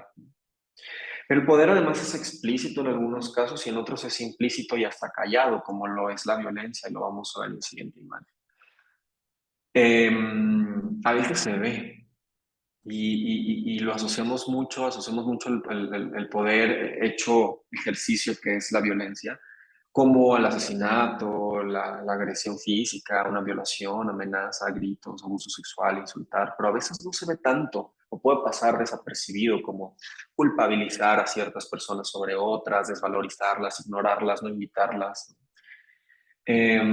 O a veces no se ve y es muy sutil y nos confunde. No sabemos incluso determinar si están siendo violentos con nosotros, ¿no? Por ejemplo, a partir de un chiste homofóbico, de una anulación de mi existencia, ¿no? De que a mi pareja no le llamen novio y le digan amigo, o que le digan por su nombre, ¿no? La publicidad sexista, el lenguaje sexista, los gritos de ciertas palabras en los estadios, etcétera. Pero la violencia como resultado de un ejercicio de poder es un problema sistémico, es un problema interseccional, lo que les decía hace ratito, no es lo mismo para todas las personas.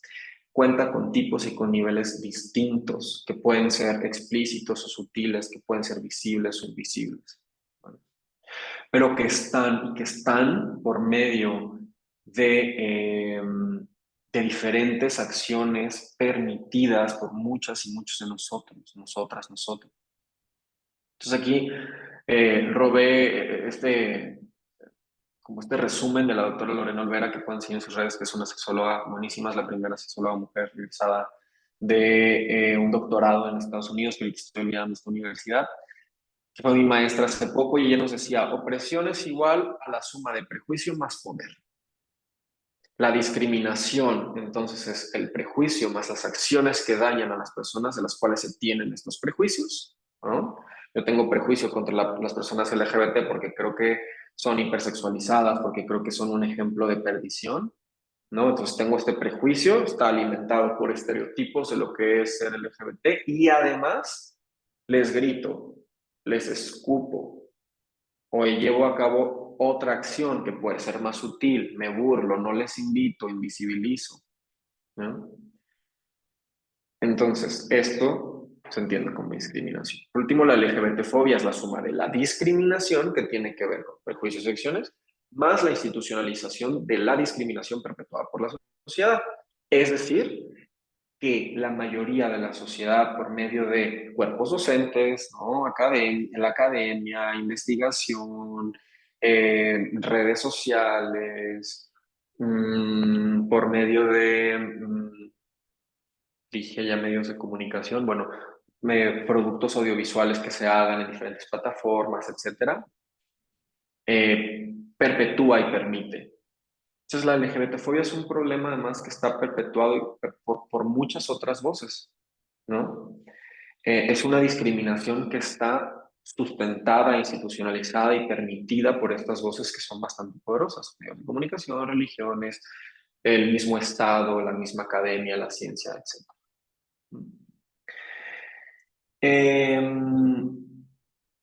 Todo esto, cuando consideramos que es así, que es institucionalizada, que la discriminación, que la exclusión es institucionalizada por el Estado y por diferentes voces que ostentan el poder, tiene como resultado decisiones a nivel legal, incluso a nivel político, como las que les estoy poniendo aquí. Aquí estoy hablando primero de una parte más global, que es con esta información de que 69 países de todo el mundo poseen leyes que sancionan las relaciones homosexuales aun cuando son consentidas entre adultos. Y de una manera más local, con esta otra información que les digo, que les pongo aquí, que es que, de acuerdo con una investigación realizada por la ONG Letra S, en 2019, cada tercer día es asesinada una persona LGBT en México. Todavía existen algunas denuncias o amparos como respuestas a la negativa del IMSS por hacer válido el derecho a la pensión por viudez para concubinarios homosexuales, aun cuando en la actualidad todos los estados ya reconocen las uniones de personas del mismo género. Aun cuando hay leyes ya en México para reconocer el derecho a la identidad de género, eh, aun cuando existe también ya un marco legal a nivel internacional, a nivel de derechos humanos, donde México ha sido parte. Sigue pasando, las mismas instituciones siguen bloqueando que se den derechos como este, el derecho a la pensión. Y luego existe todavía una patologización por medio de la ciencia, insisto, por medio incluso también desde la psicología, por ejemplo, que prepondera aún la heterosis-norma y que deja fuera y deja como enfermos a la orientación a la identidad sexogenérica. ¿En qué sustento esto? Y quienes estudian psicología y tal vez han escuchado un poco al respecto, saben que el DSM, este manual de trastornos estadísticos, de trastornos psicológicos y psiquiátricos, retira la homosexualidad hasta 1973. Deja la identidad ahí de género diversa con términos que intentan despatologizar, pero que ahí están, como la disforia de género y demás. La OMS lo retira del CIA hasta 1990, por ejemplo. Entonces, tanto los cuerpos académicos o las autoridades científicas de psicología y de medicina han aportado, como los mismos enfoques de psicoterapia, por ejemplo, ¿no? Que nos dicen que, no sé, en sistémico se decía mucho que la homosexualidad era resultado de, o como síntoma de una patología del sistema o de la familia, ¿no? O el psicoanálisis en su momento, que pueden decir que fue malentendido, pero que también se utilizaron ciertos términos. Y no voy aquí a demonizar a nadie. Entiendo que esto fue resultado de lo que socialmente sucedía en ese tiempo y de la norma imperante, que era la heterosexualidad y que sigue siendo. Pero que en ese tiempo entonces era lo normal, ¿no? Y que entonces había que explicar de alguna manera lo anormal, y lo anormal era ser LGBT o ser parte de la diversidad sexual. Y esto se sigue viendo, esto lo vi, digo, no quiero contarles el chisme porque no nos da la vida, pero lo vi incluso como estudiante de maestría por parte de un profesor, doctor en psicología y en psicoterapia, que patologizó la identidad sexogenérica diversa diciendo que, por ejemplo, el abuso sexual es determinante para que alguien sea homosexual, ¿no? Por ejemplo. Entonces, estas creencias siguen estando ahí, son tan peligrosas porque si lo dice el doctor en psicología, si lo dice el sacerdote, si lo dice el presidente, si lo dicen estas voces que ostentan el poder, ¿quién soy yo como madre, padre de familia o como amigo, compañero, lo que sea, para decir lo contrario? ¿No? Y luego pasan este tipo de cosas con otros medios o otras voces institucionalizadas que ostentan el poder, por ejemplo, replicando ciertas palabras o ciertos titulares ahora con la lamentable pérdida de la magistrade o Cielo Aena. Ejemplo, ¿no? Que eh, él, y no le, pero el magistrade, ¿no? Cielo Aena fue asesinado por su pareja según la Fiscalía Estatal, y esa información salió así, a diferencia de otras noticias, otros asesinatos en donde no dan información tan rápida. O, por ejemplo, personas como Ciro Gómez Leiva diciendo que eh, replicando y reproduciendo una y otra vez el video que pone la Fiscalía de Aguascalientes como prueba de que no había una tercera persona y que la pareja del magistrade fue quien asesinó al magistrade. Y esa prueba es un video de ellos llegando al aeropuerto en la noche, después de un viaje, ¿no? De un viaje de no sabemos cuántos días, y serios, distantes, es decir, este tono con el que empezamos a hablar, serios, distantes, porque las parejas tienen que ser amorosas y besarse todo el tiempo, ¿no? No cruzan palabra, ¿no? Porque las parejas tienen que llegar hablando en la noche después de que volaron varias horas, ¿cierto? ¿No? Tienen que estarse amando todavía, no haberse hartado de, ¿no? Y más las parejas gays porque pues, luego son bien pasionales, ¿verdad? Eh, y entonces ya esto es suficiente para concluir en un pobre silogismo, ni siquiera es un silogismo, de que no hubo ningún tercero y entonces ya la pareja fue quien asesinó a la magistrada, ¿no? Porque luego además se suicidó, ¿no? Porque además pues hay rastros y luego publicar las imágenes del cuerpo, ¿no? Y publicar con estos titulares de crimen pasional, que esto fue lo que sucedió y que el crimen nacional, así como dice uno de los titulares de abajo, es una mentira nacional. El crimen pasional no es siquiera una categoría jurídica, no es una tipificación de ningún delito. El pasional es un término que viene del francés, que empiezan a utilizarlo allá para decir cómo hay personas que pueden perder, en una pareja, que pueden perder sus cabales por celos o por cualquier cosa, que estas emociones tan intensas pueden hacer que la persona se disocie, se desborde al punto de matar a la otra persona, ¿no? Y pues un estereotipo más de las personas LGBT, intensos, amorosos, pasionales. Eh, y hasta ahí. O sea, no pudo haber una tercera persona ahí que montara eso, esa escena, o no pudo, bueno, voy a hacer algo porque aquí dije cuestionémonos todo. No pudo haber sido la magistrada misma. No estoy diciendo eso, solo estoy diciendo cómo llegamos a conclusiones, ¿vale? A partir de estos estereotipos. Y luego además nos seguimos, porque dispositivos que ostentan el poder, ¿no?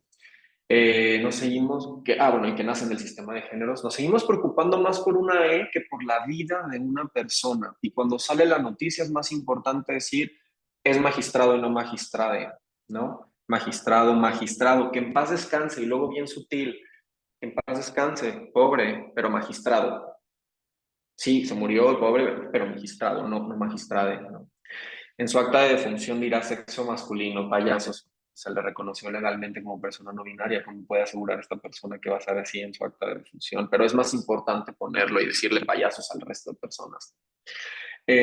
Corregir a De la Micha, ¿no? Súper enojados. Tú estudiaste, no digas magistrade, por favor.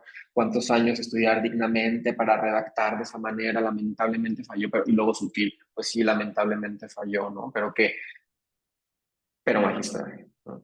Le gustaba el sexo fuerte, ya muertos le echa la culpa al otro esta palabra. ¿Y el padre cómo los llamó? ¿Hermanos o hermanas? Cuando los puso ahí luego con un GIF para burlarnos de una persona y de dos personas que murieron, ¿no? Eh, pero pues hay que repetir 1.000.000 de veces magistrado.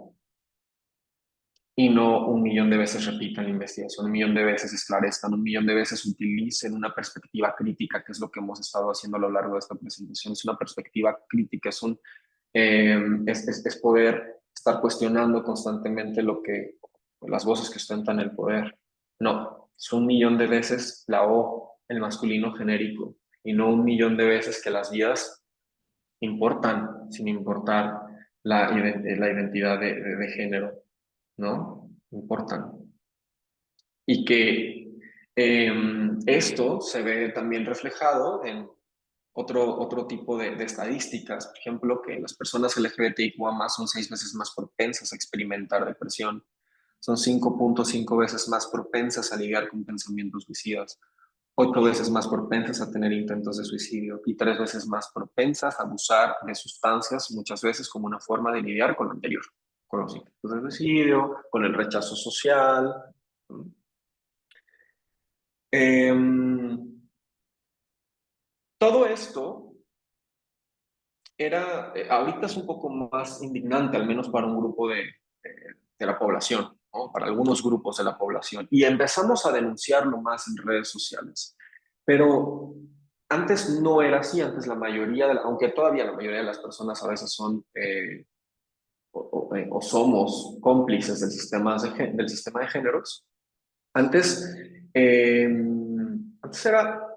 antes era incluso por medio del el Estado, ¿no? Sigue pasando por medio del Estado, legitimando el poder de la policía, por ejemplo, para aprender ¿no? Nunca ha sido ilegal en México ser gay, por ejemplo, pero como la policía sí ha influido en un poco hacerlo parecer ley. Pero bueno, en Estados Unidos pasaba siendo legitimada la policía para aprender a personas LGBTIQ+. Eh, Hasta que en un buen momento, un 28 de junio de 1969, después de estas redadas típicas que hacía la policía en el Greenwich Village de Nueva York, que es la zona o el área gay o LGBT, eh, y que además había otras personas con otras intersecciones, personas migrantes, latinas, refugiadas, personas en situación de calle. Era un barrio que era como más diverso, pero que era más también eh, visto como decadente, vaya.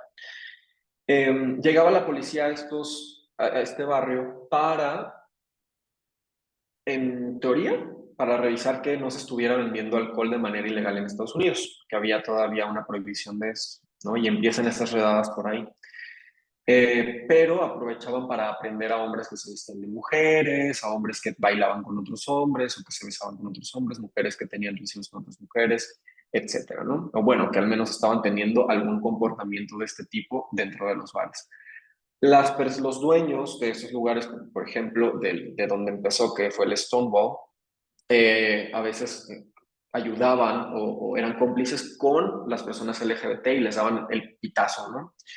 Pero a veces no se podía, llegaba la policía de imprevisto y se los llevaba. Y entonces tenían que ir los amigos a rescatarles, a dar dinero para sacarles de la cárcel. Hasta que un buen día, vuelvo al 28 de junio de 1969, se hartan y dicen, ¿saben qué? Ya no vamos a dejar que se vayan nuestros amigos, a nuestras amistades. Y entonces empezaron a rebelarse en contra de la policía. Empezaron estos llamados disturbios porque golpeaban a la policía con ladrillos, destruían incluso escaparates. Empezó primero en este bar, en el Stonewall, pero luego se hizo en otros bares del mismo barrio, aventando ladrillos, rompiendo cosas y principalmente atacando a la policía de manera física. Cuentan por ahí, lo pueden ver escrito, que les aventaban monedas como una forma de burlarse de ellos y les ladraban diciéndoles perros porque les decían a la policía como ustedes nada más vienen, son los perros que vienen por dinero, nada más, ¿no? Y entonces mientras golpeaban estaban haciendo estas demostraciones de desaprobación y también de ataque y de burla hacia la misma policía, ¿no? Eh, pero aunque muchas veces se llama estos lugares como el Gay Village, ¿no? O como el movimiento gay, no se nos debe olvidar que este movimiento fue iniciado principalmente por mujeres trans negras y latinas. Por un lado, tenemos a Marsha P. Johnson, que ella no estaba en ese momento presencialmente, pero que era amiga de Sylvia Rivera y que Sylvia Rivera sí estaba en ese momento. Después se unieron y que estas personas, estas mujeres trans, fueron pioneras en este movimiento. Tenemos Stormé de la Rey o de la Rey, o como se pronuncia, que sepa aquí francés, que era una mujer lesbiana, pero con una expresión de género más butch o más masculina, que también se cuenta que ella estaba en estos disturbios. Entonces, no fueron hombres gays súper mamados o con cuerpazos, ¿no? Musculosos, levantando banderitas, quienes iniciaron este movimiento confrontando de manera física a la policía fueron mujeres. ¿No? Claro, sí, hubo hombres ahí involucrados, hombres que tenían sexo con otros hombres, hombres gays, eh, pero se les abandera como pioneros del movimiento, ¿no? Cuando pensamos en el Pride, pensamos en hombres. Y estas personas de las que les hablo, estas personas entran en una categoría que entendemos como disidencia sexual o disidencia sexogenérica, que son personas que se posicionan públicamente y políticamente en contra de la norma. Pero no todas las personas que son parte de la diversidad sexogenérica son disidencia sexogenérica, ¿no? Por ejemplo, yo en este momento tal vez hablar de estos temas y traérselos aquí, soy una disidencia sexogenérica porque estoy denunciando estas estructuras de poder. Pero tal vez habrá otra persona que solamente dice, pues yo soy gay o ni gay, pero a mí me gustan los hombres y soy hombre. Solo es parte de la diversidad sexogenérica, no se posiciona, ¿no? Es la diferencia entre disidencia sexogenérica y diversidad sexogenérica, aunque lo podemos encontrar muchas veces de manera intercambiable.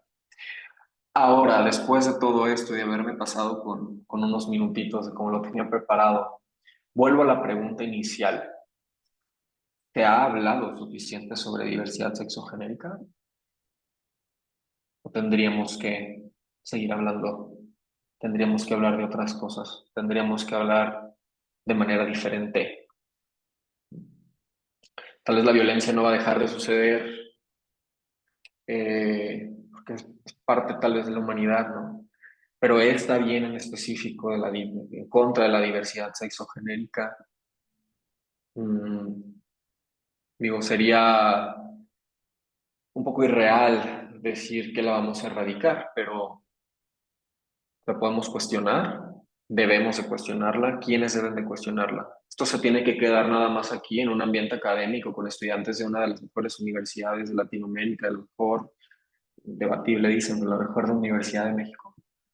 Se tiene que quedar aquí en un cuerpo académico, docente, o se tiene que llevar a otros lados. No podemos hablar con otras personas o nada más acá, porque estudiamos. Podemos denunciar un chiste homofóbico, podemos denunciar ciertas palabras, o no lo tenemos que hacer para no embroncarnos. Tenemos que ayudar a alguien a salir del closet, obligarlo a salir del closet o no.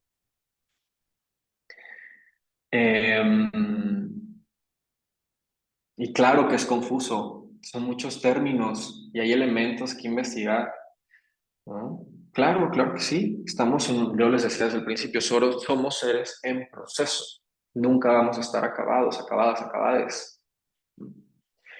Y justo por esto, no podemos decir que se ha dicho todo, ¿no?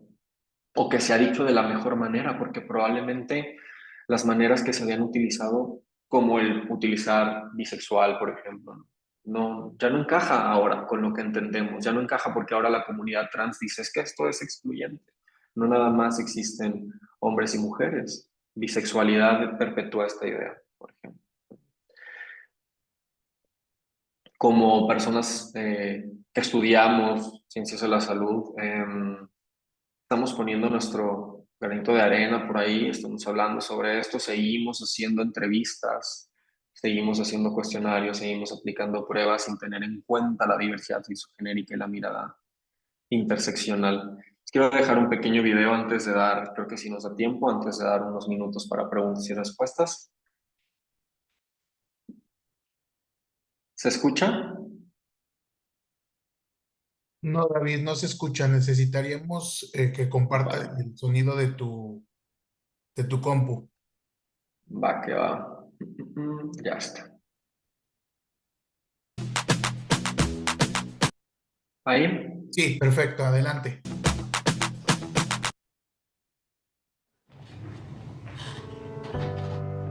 It's easy to put people in boxes. There's us, and there's them. The high earners, and those just getting by. Those we trust, and those we try to avoid.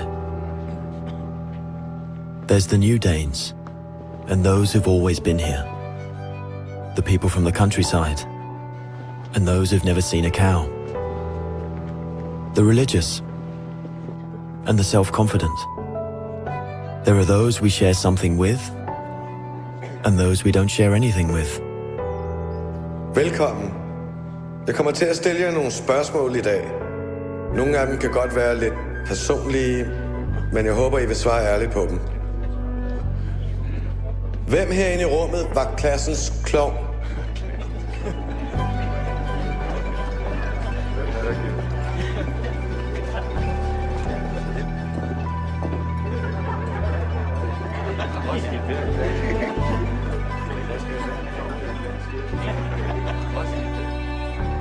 Hvem er bonusforældre?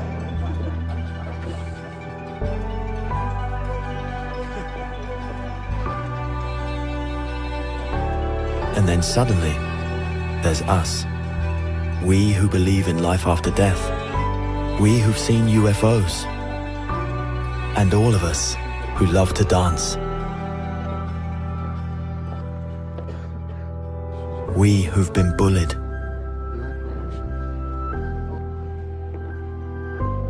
And we who've bullied others.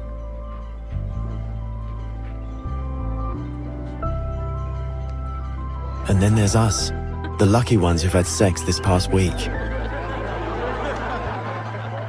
We who are broken-hearted. We who are madly in love. We who feel lonely.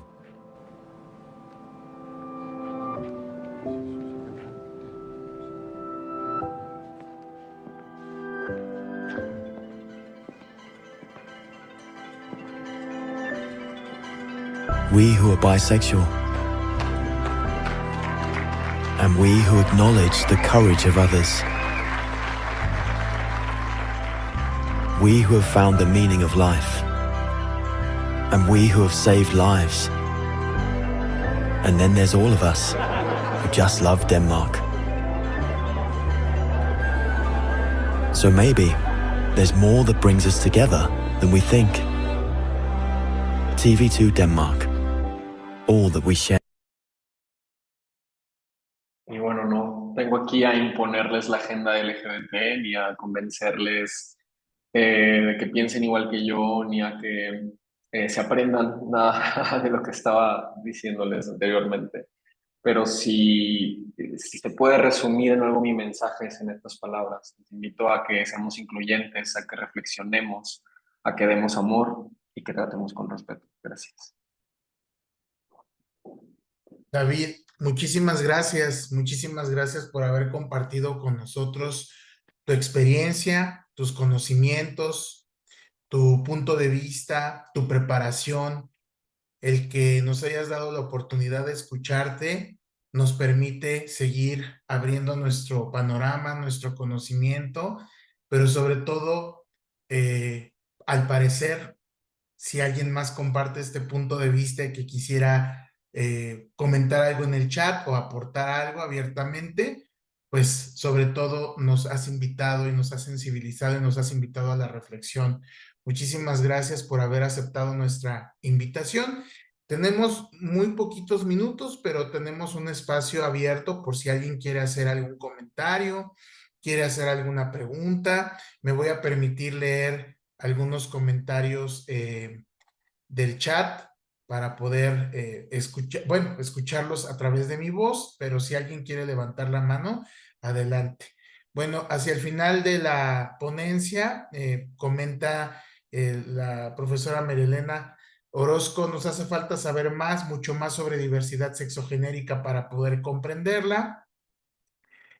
Tú te permitiste comentar el post de Guadalupe Dalet Guedea. Miguel Ángel Hugo dice, se tiene que seguir hablando y hablando y hablando y sobre todo denunciando, cada quien desde su trinchera, a su modo y su capacidad, pero para esto son los espacios, para conocer y de ahí compartir. Anabel Flores, yo quiero seguir comprendiendo y comprenderme.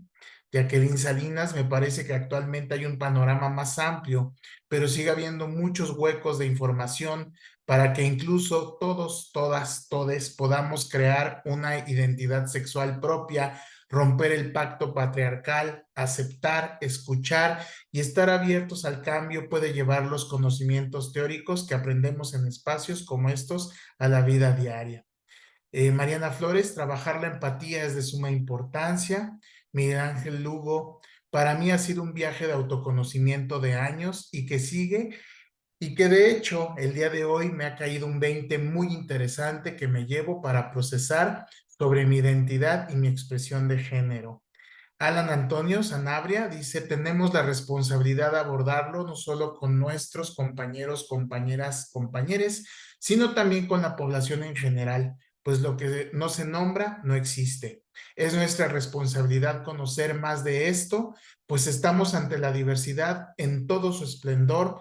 Para nada es sencillo, pues hay infinidad de maneras de nombrar los diferentes espectros de la diversidad sexogenérica. Sin embargo, si no se tiene la violencia e impunidad, me perdí, sexogenérica. Sin embargo, si no se tiene el compromiso de hacerlo, la violencia e impunidad hacia estas personas seguirá siendo tal como ocurrió con la magistrade, seguiremos siendo objeto de burlas y que no se nos tome en serio. Creo que como personas que se están formando y las personas que somos parte de la comunidad LGBTIQ+, tenemos ese deber hacia las y les demás. Excelente charla, de verdad me he sentido muy sensibilizada, me voy con amplias reflexiones, gracias por compartir, comenta Cintia Trejo. Anabel Flores, gracias David, gracias por invitarnos a la reflexión. Luis me manda un mensaje directo, pero yo creo que lo quería mandar a todos, todas y todes. El principal mensaje es que independientemente de la preferencia sexual está la esencia que nos hace humanos. Guadalupe Dalet, la profesora Dalet, les admiro por aceptar y aceptarse, por incluirse sin agresiones en todos los medios y sonreír al futuro. Jessica de Anda, el respeto es la clave. Karen Marmolejo, creo que tenemos que ser más empáticos entre nosotros, sin olvidar que todos somos personas al final del día. No dejar sin visibilización a las personas que son minoría y usar el poder, lo pone entre comillas, para visibilizarlos a todos. Bueno, pues una serie de comentarios muy alentadores. Creo que podemos resumir esta experiencia de aprendizaje en mucha reflexión. Salma nos dice, una sola palabra marca. Tú decides si quieres marcar de forma negativa o de forma positiva. Déjenme abrir el chat nuevamente porque se me fue el comentario. Perdón, me perdí porque se abrió y se recorrió Vale, con te ayudo comentarios. si quieres. Hay que respetar los derechos de les otros y nombrarles como por señal de respeto como se identifican. Aunado a esto, te invita a pensarte más allá de una dicotomía y una hegemonía. Qué bello la pluralidad. Sandra Mendoza dice, ¿quiénes asesinan a personas que son parte de la comunidad LGBT más son varones? De ser así, sigue imperando esa violencia patriarcal, como en el caso del magistrado, comenta Sandra. Salma, muchas gracias al maestro Corchado y al ponente. Gracias a ustedes por estar aquí. Jaime Aurelio, muchas gracias. Excelente charla. Caleb, considero que es muy importante que se aborden estos temas de forma natural. Estoy acotándolo un poquito por el tiempo, discúlpenme por favor. De forma natural se teme a lo que se desconoce y por lo tanto se toman malas decisiones ante lo novedoso, lo que no entra en la normalidad. Por eso no se trata de temer, se trata de entender y evolucionar. La doctora David Córdoba, felicidades a David, muchas gracias por tu presentación. Es muy amplio el tema que expusiste. Considero que estas formas de abordarlo realmente permiten la reflexión e invitación al respeto para todas, todos, todes. Ser persona con sus decisiones y elecciones es algo esencial para ser feliz. Diego Alberto Arredondo, felicito al doctor David por ser una persona preparadísima para dar el tema y al maestro Ángel por siempre dar apertura y visibilidad a estos temas. Ángel Morán, respetable es la palabra, respeto es la palabra clave. Bueno, pues infinidad de comentarios, de veras, muchísimas gracias. David, nos vamos muy contentos, muy agradecidos contigo por esta presentación. No sé si quieras acotar algo más en unos cuantos segundos para despedirnos. No, pues reiterar mi agradecimiento, la paciencia, porque yo les dije como al final va a haber el espacio para hacer un diálogo y bueno, me fui, les dije que me fui, que me iba a ir y que tal vez en algunas cosas faltaba profundizar un poco más, pero es lo que les decía al principio, ¿no? A veces no da el tiempo como para resolver así dudas en particular y la intención de aquí no era esto como memorizar y entonces nombrar todo como yo se los decía, pero sí sembrar esta semillita de que existen más identidades de las que solemos creer y que vale la pena preguntarse, ¿no? Y preguntarle a las otras personas también cómo se sienten más cómodas, ¿no? Y digo cómodas porque al principio les hablaba de la incomodidad y de cómo es importante a veces tolerar esa incomodidad, utilizar esa incomodidad para escuchar más activamente para ver si se resuelve y si no, entonces cuestionar de dónde viene esa incomodidad. Y de aquí, bueno, me surgen también varias otras cosas importantes, como el hecho de preguntar pronombres, etcétera. Pero bueno, es lo que les digo, eso no se puede hacer todo y yo a veces lo quiero abarcar todo y me disculpo si en algún momento algo no quedó claro, pero aquí les dejo mis redes si quieren hacer alguna pregunta en particular. Me disculpo también si en algún momento hablé como muy rápido o si utilicé algún término que haya ofendido a alguien acá o haya dejado fuera alguna realidad. Desde mi privilegio, si tú quieres, desde mi propia historia, pasa que a veces estoy dando por sentado cosas y se vale que me lo hagan notar. Entonces, entren en contacto conmigo con toda confianza y les agradezco bastante por estar acá y por la invitación. Estimado David, ya para cerrar, pues sabemos y estamos convencidos de que no será la última vez que te invitemos. Estamos seguros que te vamos a volver a invitar y yo creo que la mayoría de las personas que estamos aquí estamos ávidos de querer conocer más. Hemos estado generando muchas actividades para promover la reflexión, la prevención de la violencia de género, la violencia en las aulas, y dijiste algo muy importante, que es no solamente que se quede aquí en el espacio universitario, sino sacarlo, ¿no? Y ser agentes de cambio. Entonces estamos seguros que no será la primera ni la última vez que contemos contigo, y vamos a seguir en contacto. Les queremos agradecer a todos y todas el haber estado en esta conferencia. Muchísimas gracias.